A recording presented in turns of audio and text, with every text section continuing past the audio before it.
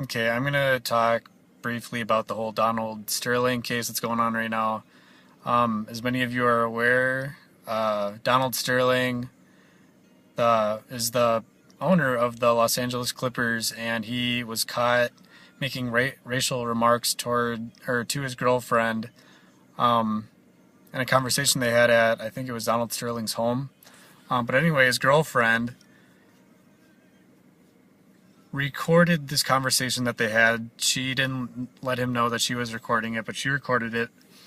And she sent the tape out, or she claims she didn't send the tape out to TMZ, but that doesn't make much sense to me. Why would she record this conversation in the first place if she didn't plan on sending it out and using it as blackmail?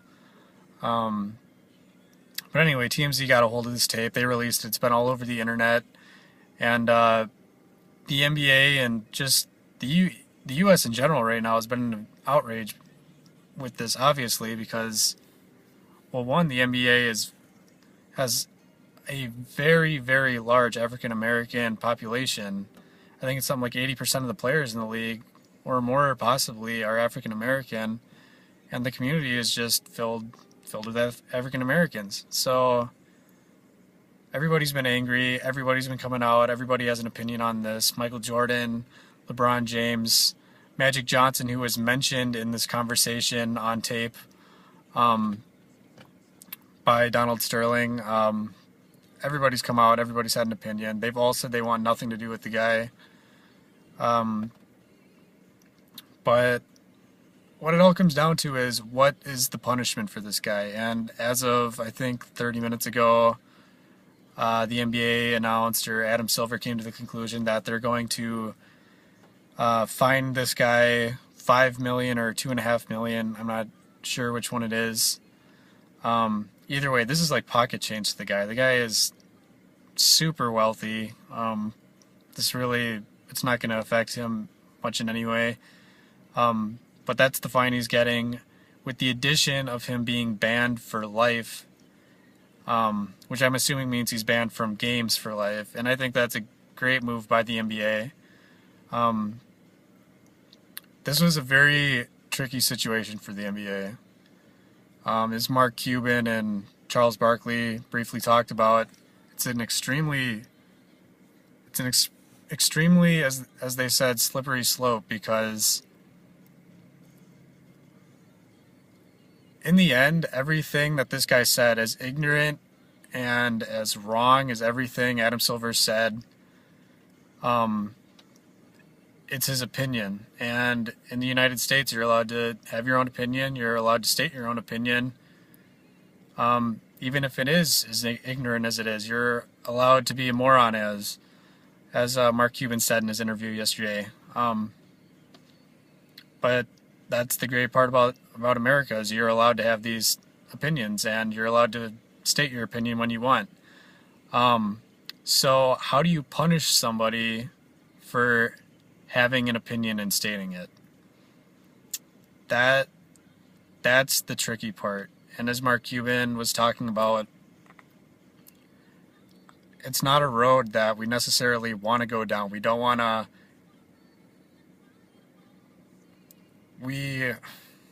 It's really hard to talk about, because we want this guy to face severe punishment, because what he said was completely wrong, just extremely ignorant, moronic. But at the same time, he's allowed to say what he wants to say. So how do you punish somebody without taking away their rights?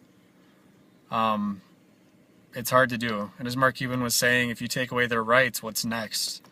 Are we gonna ban people from the NBA for homophobic slurs, which have been made in the past by players? Um, you know what's next? What's next if we ban this guy for having an opinion? Where do we go from there? We can't punish this guy for having his own opinion. Um, Taking that into account, I think Adam Silver did a good job with this punishment, because he worked within the confines of what the NBA could do. And what the NBA could do is ban this guy from attending NBA games. As an owner, obviously this is a huge, huge blow to him, which is great because a lot of people want to see this guy pay for what he did, obviously. And they can take away his power in that sense. They can make it so he can't come to games. They can fine him, whatever they find him. But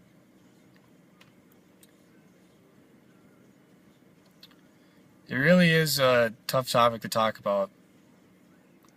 It really leaves you with a lot to think about because you don't know if you want to. It's a tough decision to make. It's what do you do with this guy who's making these comments, who's not going to be accepted by anybody? Players aren't going to want to play for him. Coaches aren't going to want to coach for him. Nobody's going to want to be involved with them. The players on his team who have nothing to do with him, like Chris Paul, Blake Griffin, they've had their sponsorships taken away from them. Like Chris Paul has those State Farm commercials where he acts as Cliff Paul, as a lot of you know, and that's gone. That was taken away from him because of all the stuff that Donald Sterling came out and said, which isn't fair. The players on the team didn't do anything. They're the ones suffering more than anybody right now because they're in the playoffs right now. They had a great season. They're trying to win a championship. They have a lot of potential to win a championship, and this is a massive distraction. Like their coach said, Doc Rivers, he came out and said their next playoff game is going to be played at home, and they don't know if they can even call it that because it's just going to be an extremely controversial environment. And the big story of the game is going to be the homecoming and how the building reacts more so than the game itself. So it's super tough on the players. I don't think we should. It sucks that their sponsorships revoked whatever deal they had. I can almost guarantee it's temporary. They aren't going to just screw them like that for life. But while all this is going on, there's definitely going to be a little time gap between now and whenever their next commercial is, which I get, but it sucks. It sucks for the players. They had a really good chance of winning it all this year, and they still do. I just hope they can get it all together. In the end, I think Adam Silver, like I said, did a good job working within his confines. He couldn't take away his ownership of the team for an opinion. He couldn't do that, but he could ban him from attending games ever again, which he did do on top of the fine. So I think he did a good job with that. Ultimately, since nobody's going to want to work or play for him and he's not allowed to go to games, I think he will sell the team, and hopefully he does it this offseason.